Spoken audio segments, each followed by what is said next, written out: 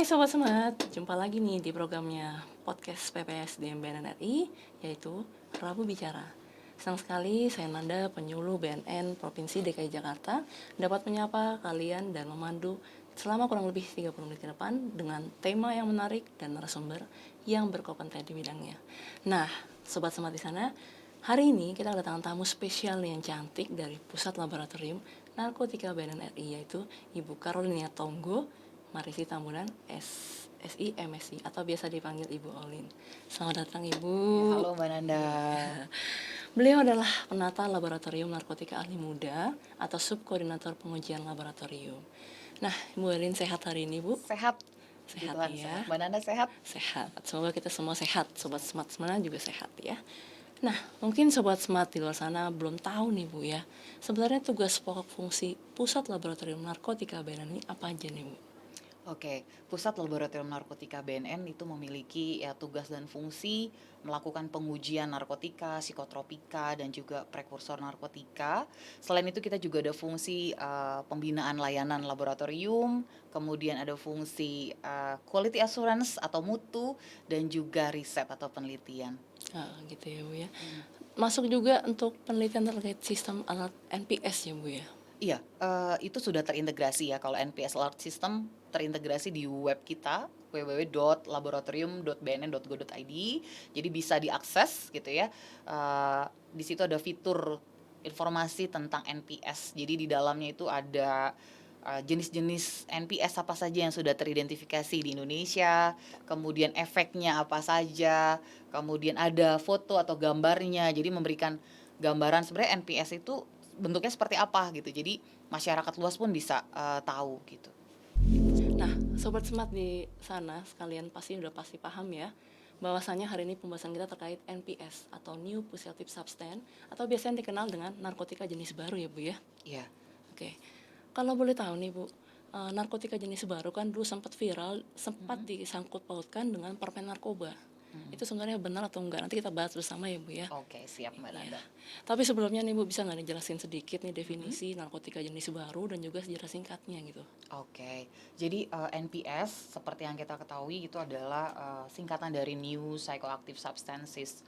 Nah, sebenarnya definisi NPS adalah semua zat baik dalam bentuk yang murni ataupun campuran ataupun dalam bentuk sediaan seperti tablet, cairan atau apapun yang tidak masuk di dalam regulasi UN Convention 1961 tentang narkotik dan juga UN Convention tahun 1971 on psychotropic, tapi bisa memberikan dampak yang berbahaya terhadap memberikan ancaman lah ya, ancaman kesehatan bagi masyarakat secara luas gitu. Kemudian definisi new sebenarnya tidak serta-merta ini senyawa baru gitu. Jadi bahkan ada beberapa senyawa NPS ini yang dikategorikan NPS ini adalah senyawa-senyawa yang sudah lama disintesis, yang sudah lama, hanya dia belakangan ini aja muncul di pasaran, makanya disebut new gitu, baru seperti itu. Berarti memang dia berbeda dengan narkoba yang sudah ada sebelumnya atau memang memiliki kesamaan? Dia sebenarnya memiliki efek-efek seperti misalnya halusinogenik, kemudian ada stimulan juga gitu ya, kemudian ada sedatif dan lain-lain seperti itu. Jadi term atau istilah new NPS itu sebenarnya UNODC ya. UNODC itu mulai pakai istilah itu tahun 2013 sih. Jadi kalau kita lihat reportnya mereka, UNODC report tuh mulai 2013 mereka pakai istilah NPS gitu. Oh, seperti itu Bu ya. Lalu gimana untuk perkembangannya sendiri nih Bu untuk NPS ini? Di dunia maupun di Indonesia itu sejauh mana ya Bu perkembangannya? Jadi saat ini UNODC kalau kita baca di World Drug Report tahun 2022 per Januari 2022 itu ada sekitar 1127 zat NPS yang teridentifikasi. Jadi berdasarkan report banyak negara gitu ya, report ke UNODC, kemudian dikompulir ada sekitar 1127 zat NPS. Kemudian kalau di Indonesia itu sekitar 89 zat NPS yang teridentifikasi. Artinya 10%-nya pun enggak gitu. Waduh, luar Ya, biasa artinya ya. iya. Jadi begitu banyak zat NPS yang beredar di dunia gitu, dan mungkin saja bisa ke depannya ini menjadi ancaman ya khususnya buat Indonesia gitu. Oke, berarti udah masuk sekitar 80-an nih, Bu, jenisnya. 89 yang teridentifikasi di Indonesia. Oh, seperti itu ya, Bu ya. Ternyata sudah banyak sekali ya NPS Ya. ini ya.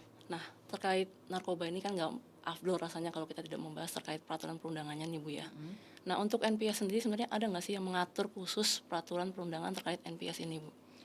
Sebenarnya ini masuk ke dalam, jadi awal mula saya ceritain dulu ya. Jadi awal mula NPS tuh rame di Indonesia itu sebenarnya awalnya kan karena ada artis itu ya, Iya. Raffi Ahmad gitu ya, menggunakan metilon, waktu itu metilon tahun 2012-2013 kalau nggak salah. Namun sebelum itu 2005 sebenarnya sudah ada yang beredar gitu, namanya benzylpiprazin dalam bentuk tablet, Flying Star, Red Dragon kayak gitu. Itu sudah banyak gitu.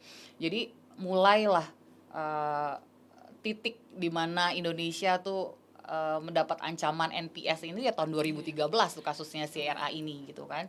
Nah, setahun kemudian itu mulailah ada regulasi ya, mulai disusun regulasi karena waktu itu tidak bisa dijerat karena tidak Betul. masuk dalam lampiran undang-undang kita gitu. Jadi tahun 2014 mulai muncul Permenkes, Peraturan Menteri Kesehatan. Jadi perubahan penggolongan narkotika dan juga psikotropik. Kalau sampai sekarang itu sudah 18 aturan ya, yang terakhir baik narkotika maupun psikotropik.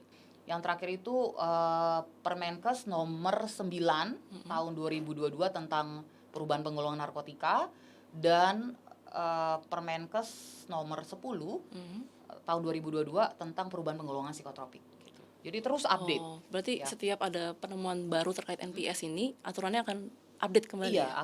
akan mengikuti Oke. gitu. Lalu di peraturan tersebut ada nggak sih menyebutkan terkait sanksi hukumnya gitu, Bu?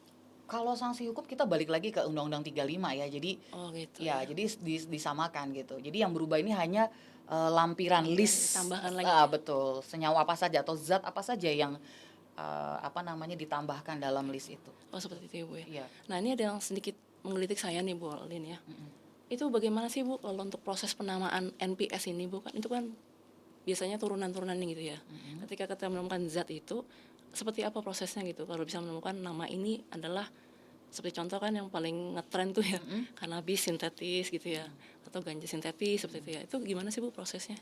Ya, jadi sebenarnya UNODC sendiri sudah menggolongkan jenis-jenis NPS apa saja gitu ya. Jadi ada yang masuk kategori sintetik kanabinoid, ini nama resmi ya, sintetik kanabinoid, karena mungkin memiliki efek seperti kanabis kayak gitu. Oke. Kemudian ada sintetik katinon, dia ada 11, yang terbaru tuh ada 11 penggolongan.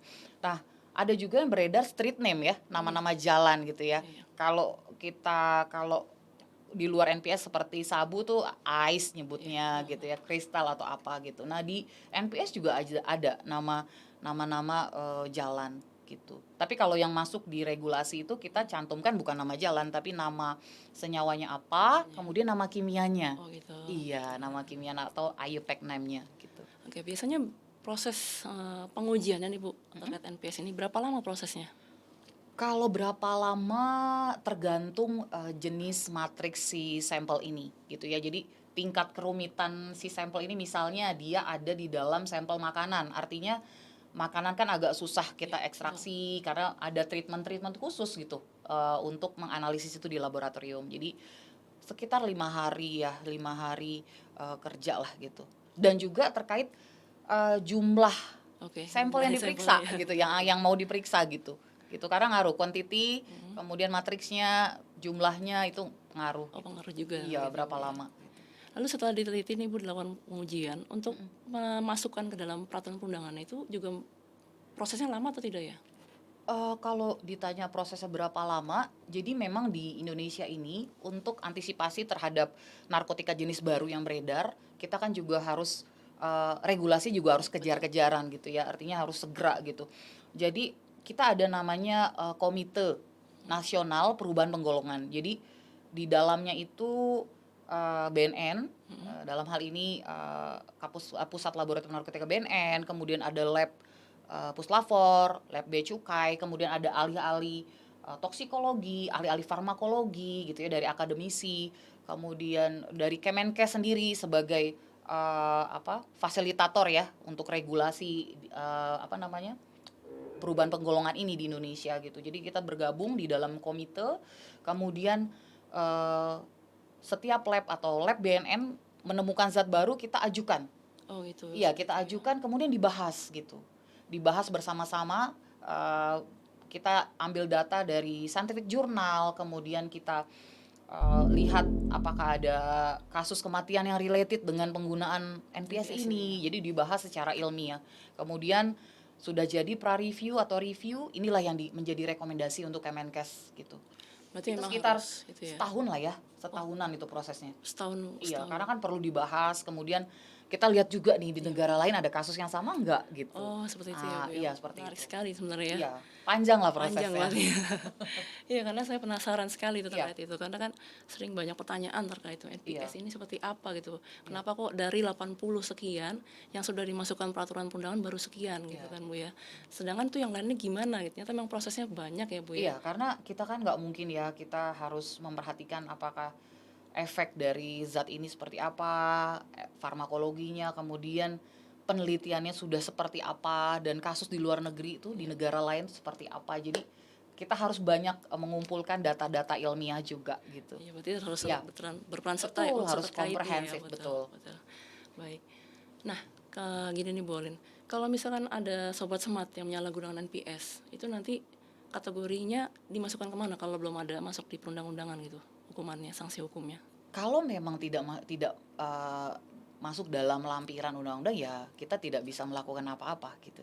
Jadi Oh, mungkin ya eh, karena kan memang kalau di laboratorium kita kan menangani pro justisia gitu ya. Jadi untuk peradilan dan juga ada juga layanan PNBP memang. Jadi mungkin kalau untuk yang PNBP dari masyarakat gitu ya bisa mengujikan langsung sampel yang diduga NPS gitu, atau dia tahu setelah hasil lab keluar itu NPS, ya mungkin kita arahkan ke dia bisa konsultasi ke apa ke yang terkait gitu ya di BNN, boleh kan gitu. oh seperti Gitu. itu ya Bu ya.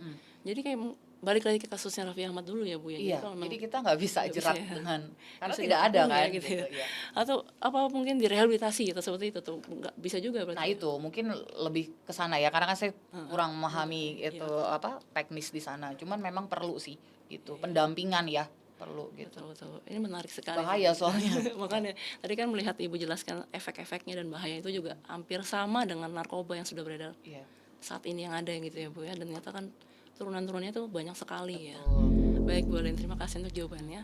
Nah sebelum kita masuk nih ke tema kita hari ini nih Bu, mari kita bersama Sobat Semat di sana menyaksikan terlebih dahulu tayangan singkat terkait berita permen narkoba nih Bu ya, Oke. yang dimaksud masyarakat karena dulu sempat Iya. viral dan masih viral Bu. Saya sempat gitu. mendapatkan WhatsApp grup itu orang tua saya menyebarkan terkait berita narkoba itu. Hati-hati anak-anak Anda gitu kan, ada permen narkoba di sekitar Anda gitu ya.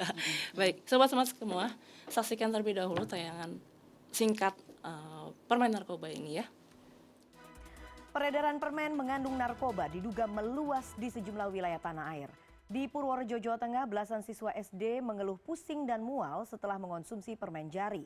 Badan Narkotika Nasional di Cilacap bahkan merazia toko dan distributor makanan yang menjual permen yang dicurigai mengandung narkoba ini.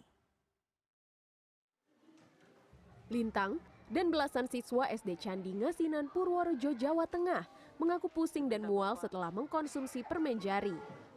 Permen produksi Guangdong Tiongkok yang diimpor perusahaan makanan di Jakarta ini mereka peroleh dari pedagang makanan keliling. Manis, ya terlalu manis, tapi hanya manisan. Manis? Ya, Efeknya apa? pusing. Efeknya pusing, Sama ngantuk aduh. sama sakit perut. Ya, Oh itu. Itu teman-teman juga pada beli nggak? iya, banyak yang beli. Banyak yang beli ya? Baik Bu, tadi kita sudah menyimak tayangannya Bu ya, permen narkoba yang pernah viral di masyarakat. Mungkin Ibu juga sering mendengarnya ya Bu ya. Nah ini menurut Bu Olin sendiri, sebenarnya permen narkoba itu ya Bu ya, yang sempat viral di masyarakat itu sebenarnya ada atau enggak Bu itu? Ya banyak ya yang viral ya, nggak cuma permen doang. Tapi memang kita pernah nih waktu beberapa tahun lalu lah ya, beberapa tahun lalu kita pernah dapat sampel dengan modusnya tuh permen gitu ya, diduga narkoba, dan memang beberapa ada yang mengandung narkoba. Eh, Waktu itu permen ganja ya, mengandung ganja, kemudian mengandung sabu atau metamfetamina. Tapi yang saya mau tegaskan juga bahwa ini tuh hanya salah satu modus edar gitu ya. Oke. Banyak modus edar yang dipakai kan gitu, ada dalam bentuk makanan. Brownies, kita pernah dapat sampel brownies itu mengandung ganja, kemudian coklat gitu ya, banyak. Kemudian pernah keripik jamur crispy, ya itu juga viral juga. Jadi banyak, ini hanya salah satu modus edar sih gitu. Oh, jadi itu hanya modus Ya maksudnya bandar dan ya pengedar aja dia sih. pakai medianya ya permen kayak gitu kan gitu, mungkin menyasar anak-anak atau apa kayak gitu kan. Oh, Mereka. tapi berarti beritanya itu ada benarnya juga, tapi ada juga enggaknya gitu Iya, ya, Bu, ya? jadi nggak semuanya Iya, gitu ya, benar. kadang tuh ya yang saya sampaikan di sini yang pernah kami periksa saja gitu, yang pernah masuk ke dalam eh, pengujian di lab BNN gitu. Oke. Gitu sih. Tapi banyak juga ya, Bu, yang hal-hal seperti itu ya? Iya banyak sih, cuman belakangan enggak ya, maksudnya belakangan tuh jarang ya sampel sampel permen yang masuk ke kita ya, sampel permen. Cuman beberapa tahun yang lalu itu ada beberapa. Iya, itulah dia kan, Iya. orang tua di luar sana mungkin Iya. was-was juga ya, Bu, ya, karena kan ini viral banget nih Iya. permen narkoba atau biskuit narkoba, brownies narkoba dan lain-lain itu ya. Nah, lalu nih Bu Olin, kita tuh sebagai orang awam nih, bisa nggak sih kita mengenali NPS ini secara kasat mata atau harus melakukan uji laboratorium terlebih dahulu? Kalau kasat mata nggak bisa ya, kita kan bukan cenayang gitu bisa melihat, itu nggak bisa. Jadi memang sebaiknya kalau menemukan atau ada anggota keluarga atau kita rekan kerja atau apa yang kedapatan atau menggunakan atau memiliki gitu ya, menyimpan, nggak apa-apa diperiksa ke Puslap BNN. Kita juga ada layanan PNBP. Oh, Jadi memang untuk melayani masyarakat secara umum gitu ya. Ini berbayar gitu ya, PNBP. Nah, ini bisa dilihat detailnya itu ada di website kami gitu, laboratorium.bnn.go.id. Di situ ada clue panduannya, juga persyaratan dan juga biaya yang diperlukan gitu. Nah, itu tadi ya Sobat Smart. Jadi bisa dilihat di websitenya Pusat Laboratorium Narkotika Betul. BNN RI. Kalau mau ada yang dicurigai apakah makanan ini Betul. masuk kategori NPS atau tidak, bisa melakukan tes di sana ya, Bu, Iya ya. bisa. Ada syarat-syaratnya gitu ya. Iya. Nah, tadi kan terkait NPS ini memang sebenarnya gimana ya, Bu, ya, agak-agak ngeri juga ya sebenarnya, perkembangannya juga ternyata sudah lebar jauh, panjang gitu. Tapi dulu awal mulanya ditemukan di Indonesia pertama kali daerah mana, Bu, ya?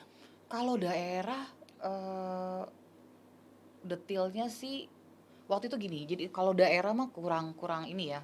Saya kurang paham lah ya, maksud daerah mana, karena kan sampel. Jadi pertama kali itu tahun 2005 itu beredar benzilpeperazin ya dalam bentuk tablet yang tadi saya sampaikan sebelumnya. Itu ada temuan itu tablet, kemudian menghilang, kemudian baru muncul lagi pas kasusnya Raffi Ahmad kayak gitu, yang waktu itu menyalahgunakan metilon kayak gitu. Dan kemudian berkembang lagi tahun 2012 itu sintetik kanabinoid ya, kalau pernah dengar istilah JWH 18, XLR 11, itu nama-nama yang aneh ya. Itu kategori sintetik kanabinoid, kemudian sintetik katinon. Nah, itu berkembang terus. Jadi mereka berkembang terus gitu. Berkembang terus Ya. ya, Bu, ya. Turunannya banyak berarti ya. Betul. Tapi biasanya memang pakai bahasa Latinnya, kimianya itu ya, Bu, ya. Iya, biasa pakai nama-nama istilah. Jadi nama-nama itu sebenarnya mereka buat mungkin lebih gampang untuk mengkomunikasikan atau segala macam. Biasa mereka pakai nama penemunya, pernah JWH itu John Wolfman gitu ya. Oh, bisa Kemudian jadi karena mereka kan awalnya penelitian gitu kan, mereka sintesis banyak. Kemudian XLR itu nama roket. Nama roket. Jadi mereka Baru pakai jelas nama saya, tuh. Bu. Kemudian ada yang namanya AKB48, itu nama girl band di Jepang kan gitu. Nah, nama-namanya menarik sih. Ternyata Cuman unik-unik efeknya nggak ya. menarik. Ternyata unik-unik juga nama-namanya, Bu. Iya, Saya baru tahu gitu. kalau ternyata ada beberapa yang memakai nama-nama Iya. penemunya juga seperti itu ya. Iya. Lalu kalau untuk efek-efeknya sendiri tuh, Bu, seperti apa aja tuh efek-efeknya dan bahayanya seperti apa aja? Ya, efek-efeknya bahaya, dia ada halusinasi, kemudian efeknya seperti narkotika sebenarnya, ada stimulansia ya untuk merangsang sistem saraf pusat. Jadi ya kan bisa mempengaruhi kerja otak gitu. Kemudian ada efek psikoaktif dan lain-lain. Itu. Jadi ini yang perlu diwaspadai juga sih oleh generasi muda dan juga masyarakat gitu. Oke, satu pertanyaan yang menarik nih Bu ya. Kalau untuk narkotika dan psikotropika itu kan ada beberapa yang dipergunakan untuk kepentingan pengobatan. Nah, kalau untuk NPS sendiri ini bisa nggak dipergunakan untuk kepentingan pengobatan? Kalau sudah masuk ke dalam regulasi, nah itu makanya perlu ada pembahasan di komite. Jadi itulah yang menjadi pertimbangan. Apakah ini bisa untuk keperluan medis, bisa untuk terapi. Nah itu di situ di komite ini ditentukan. Jadi kalau sudah masuk ke dalam undang-undang atau Permenkes gitu ya, golongan 1 jelas dia sudah tidak bisa untuk Iya, nggak bisa. medis dan juga hanya riset saja, dan itu pun terbatas kayak gitu. Nah gitu. Jadi memang sudah sebelum itu muncul di lampiran itu sudah ada pembahasan mendalam di dalam tim komite nasional ini. Oh, berarti hampir sama juga ya Bu ya, Iya. terkait sama dengan narkotika dan psikotropika Iya. juga. Ada pembagian penggolongannya lagi ya. Iya betul. Oke, baik. Mungkin ini masuk yang terakhir nih Bu ya. Terakhir ya. Iya. Nggak nyangka ya Bu ya, Iya. cepet ternyata ya. Kalau Ibu Olin sendiri nih kiat serta tipsnya agar sobat smart di sana dapat terhindar dari penyalahgunaan NPS ini apa nih Bu kiatnya? Kiat-kiat ya. Jadi memang kita nggak masalah ya kita bergaul seluas-luasnya gitu ya, berteman dengan siapa saja gitu. Tapi jangan lupa kita juga perlu mawas diri, kita juga perlu informasi yang masuk ke kita tuh harus ada filternya gitu. Jadi kita harus bisa membentengi diri gitu ya. Jadi jaga kesehatan juga itu ya penting banget ya. Terus lebih aktif di kegiatan-kegiatan atau hal-hal yang positif gitu, komunitas-komunitas yang positif. Itu aja sih sebenarnya ya. Iya, betul Ya, sekali Bu. yang saling support, komunitas yang saling support itu kan bagus gitu. Efeknya ke kita. Jadi waktu kita tuh nggak banyak buat mikirin hal-hal yang Negatif. negatif seperti ini Betul, gitu. ya, negatif. Gitu. Ya. Kalau kita sudah berikan negatif pasti akan mengarah ke sana ya Betul, Bu ya. ya. Terus asa jadi. Iya. Nah, baik sobat smart. Dari hasil wawancara kita hari ini sebenarnya dapat disimpulkan bahwasanya permen narkoba yang sempat viral di masyarakat beberapa waktu yang lalu itu ada beberapa yang bisa dikategorikan sebagai narkotika gitu ya, tapi bukan NPS ya Bu ya. Kita belum pernah dapat yang Iya, itu dia. Ada yang bisa dikategorikan dengan narkotika tapi bukan NPS gitu. Tapi juga ada yang bukan gitu ya Bu ya. Nah, jadi sebagai kita sebagai orang awam, apa sih yang bisa kita lakukan? Kita harus waspada dan berhati-hati terhadap makanan dan minuman yang kita dapatkan atau kita temukan gitu ya Bu ya. Kita harus selalu waspada dan mencurigai. Nah, apabila kita menemukan hal tersebut, hendaknya kita dapat melaporkan kepada instansi yang terkait ya Bu ya. Untuk lebih aman ya mungkin ya Bu ya. Jangan sampai nanti ketika ada temuan atau razia, tangkap tangan dan ternyata itu sudah masuk peraturan undang ditangkap. Betul. Seperti itu ya. Ah, baik nih Sobat Smart. Pembahasan tema kita hari ini memang menarik sekali. Sebenarnya nggak cukup sampai sini, masih iya. panjang gitu ya Bu ya. Tapi mungkin waktu juga nih yang membatasi kita pada hari ini.